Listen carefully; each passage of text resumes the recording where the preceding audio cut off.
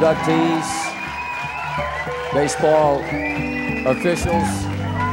God almighty, it's crunch time now. It's been difficult for me the whole weekend to feel like I'm a part of all of this. As a famous former friend of mine used to say, it's like putting earrings on a hog.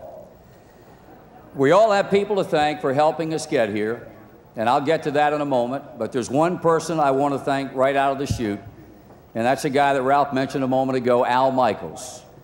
Had Al not left after the '73 season to go to the San Francisco Giants, I wouldn't be here today. So Al, wherever you are, thank you very much. As a kid growing up in Portsmouth, Virginia, this was before the impact that television obviously has had in the last 25 or so years.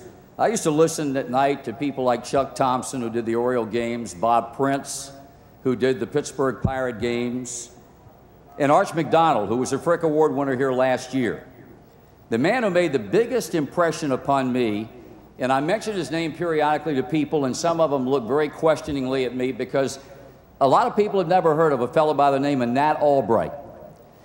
He recreated Brooklyn Dodger baseball games with the blessings of the O'Malley family back in the 50s. I didn't even know what a recreation was. He was so good at what he did that it was 2 or 3 years after the fact that I found out he was recreating those games. But he made such an impression upon me and planted a subconscious seed that a couple of years ago, I got his home phone number in Northern Virginia and I called him. And I told him who I was, and I said, I just want you to know what a tremendous impression and impact you made upon me as a kid back in the 50s. I would hope that someday some young guy would do the same for me. I never really played the game of baseball. The highest I ever got was Little League. That was my best shot. I played for a team called Chubby's. It was a restaurant. And they put me in right field because back in those days, that was the position that you could do the least damage in, because I could not play. Well, they couldn't even hide me in right field.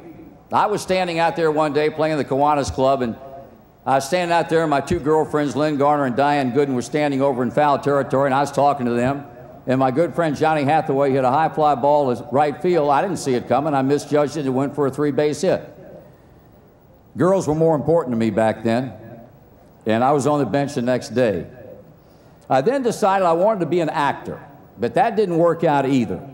I had one of the lead roles in the senior class play at Woodrow Wilson High School in Portsmouth in 1960, and the play was entitled The Remarkable Incident at Carson Corners.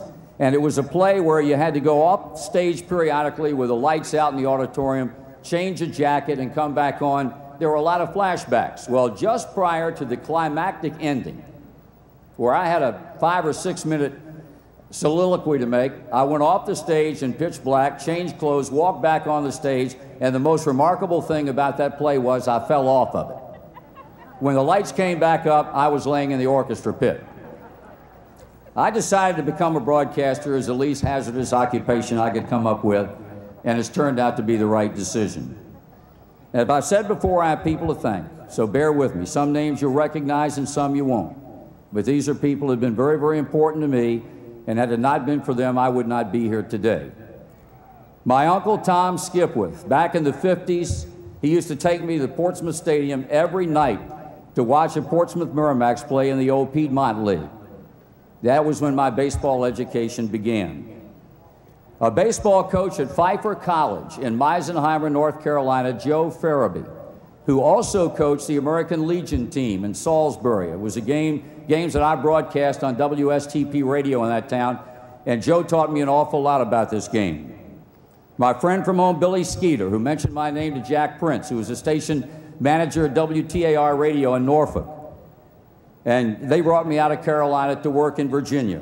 Dave Rosenfield was then, is now, the general manager of the AAA club in Norfolk, who allowed me for 3 years to broadcast the Tidewater games, and who thought enough of my work to recommend me to the Reds when Al Michaels left after the '73 season. Names you heard George mention a moment ago: Bob Howsam, Dick Wagner, and God rest his soul, Jim Winters, for taking a chance on somebody nobody knew to succeed Al in Cincinnati. I'll always be indebted to them. All the managers, from Hank Bauer and Johnny Antonelli at AAA to Sparky, to my dear friend John McNamara, and all the way to Lou Piniella and Tony Perez, Davey Johnson, Ray Knight, and my buddy Jack McKeon, and all the coaches that worked under them for also helping me in my education of this wonderful game. And all the players over the last 27 years, even the guys who didn't particularly care for my style, and some still don't today.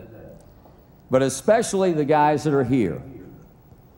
Two who are already in, Johnny Bench and Joe Morgan, and one who's being inducted today, Tony Perez. Very vital parts of the Big Red Machine.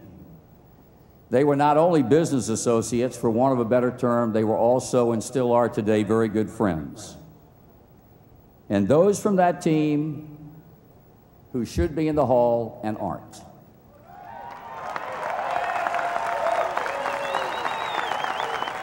Bob Howsam, who built 2 world championship organizations in St. Louis and Cincinnati. Davey Concepcion, who was a preeminent shortstop of his time.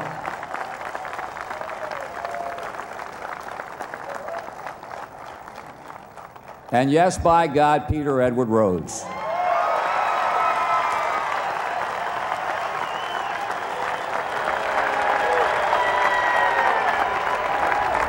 And now to my family.